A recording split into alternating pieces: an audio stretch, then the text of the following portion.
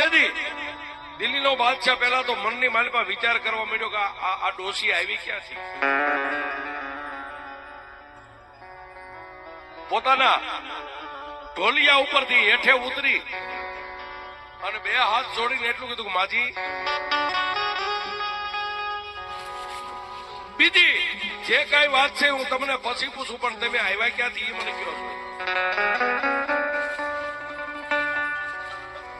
તેથી મારી ગઢ પાવાની કાળકા ખડ ખડ દાંત કાઢીને એટલું કીધું કે હે મારા દિલ્હીના રાજા, હે બોલ, મારે કોઈની રજા ન લેવાની હોય,